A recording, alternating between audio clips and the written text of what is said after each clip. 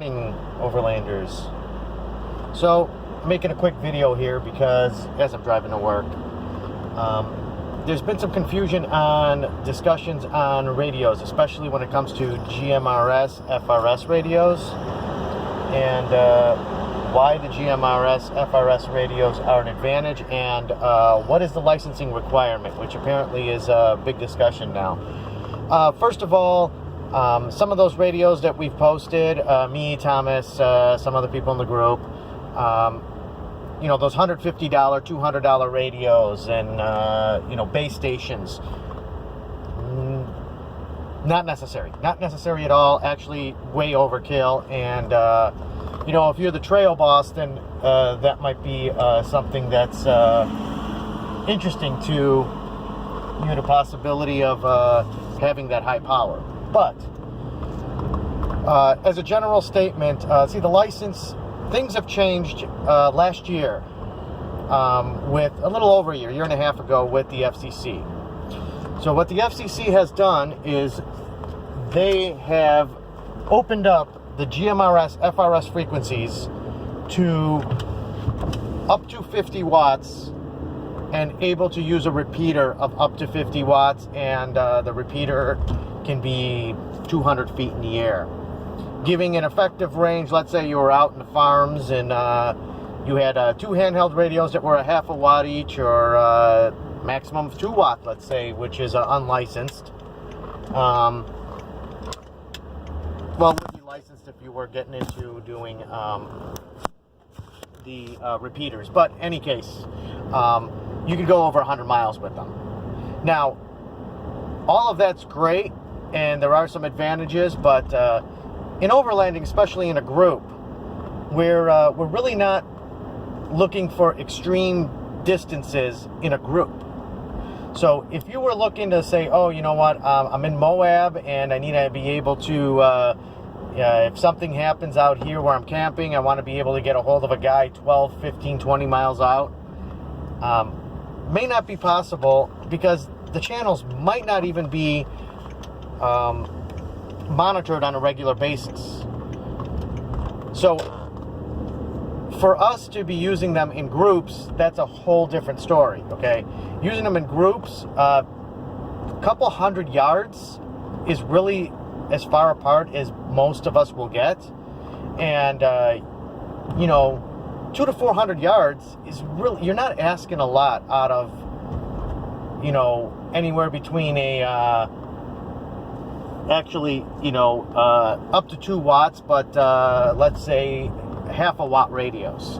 So like the half watt radios, which are usually the bubble pack, $30 for a pair on Amazon, as long as you stay with FRS radios like Midland, Cobra, any of the Motorolas, any of the stuff that's, you look at Sportsman radios, you can buy them at any of the major big box retailers, just a bubble pack. So those you're going to be safe with.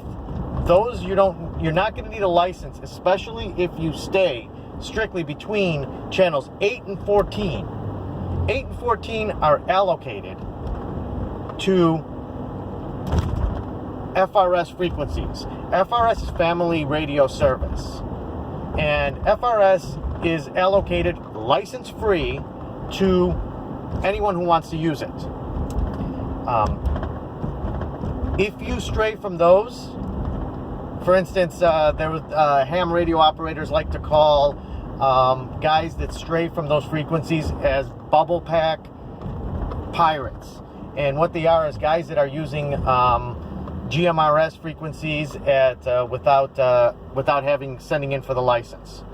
The license, if anyone is interested, opens up the next step in the world, being up to 50 watts, which is ridiculous power. Just so you guys know, 50 watts, you could run if you run 3 dB gain, 4 dB gain antennas, you got to figure that every 3 dB is double the power roughly. So you're looking at basically almost the equivalent of 100 watts. Not really, but that's a whole nother technical explanation I don't want to get into now. I'm trying to keep this simple. The thing not to do is run out and buy one of these, okay? This, technically, unless you're a ham radio operator, is not legal on any of the frequencies that it can do.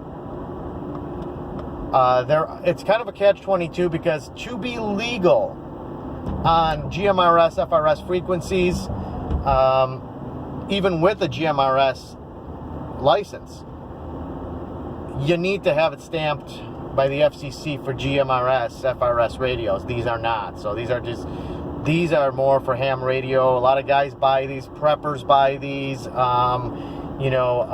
lot of people buy these because they're, $30 and they're extremely flexible and they're extremely powerful, and there's a lot of cool things you can do with them.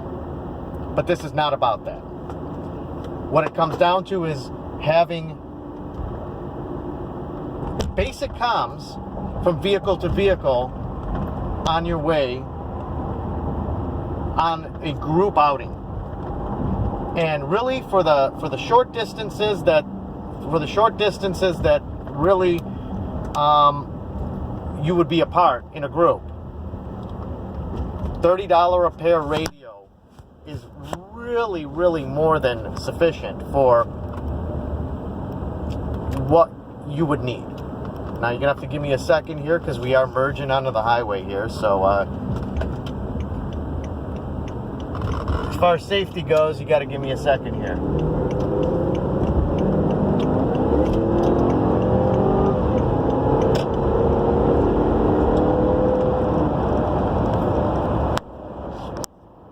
Sorry about that. Now I'm back, and basically what it comes down to is buy a bubble pack radio, a pair of them, because remember, 2 is 1, 1 is none.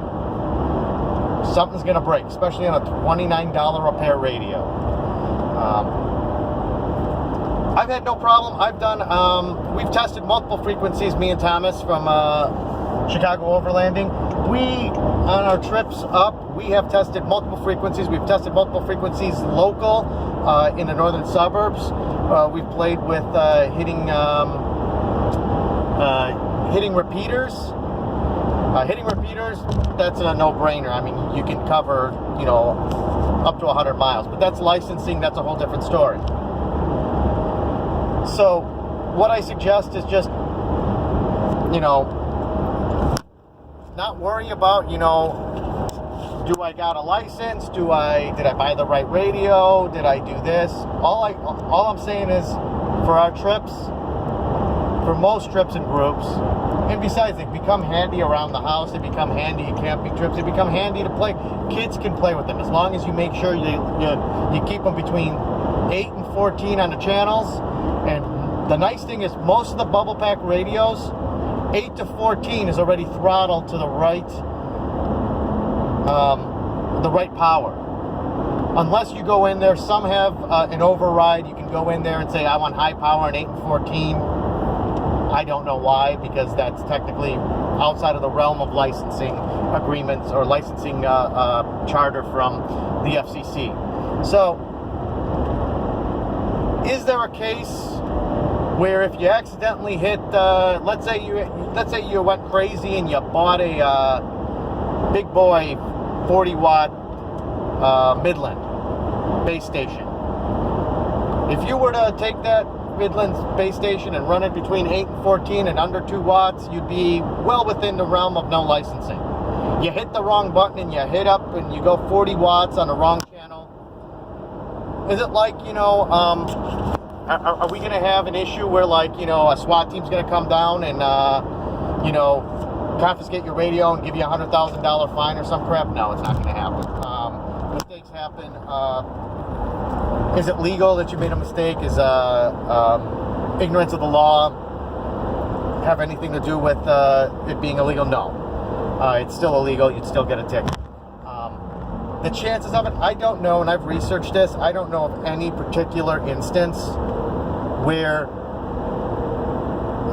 somebody has been run through the court system because their family used the wrong frequency or the wrong brand radio, or, you know, it's another story if you're, you know, using it in a commercial setting, number one, and number two, if you're abusing it.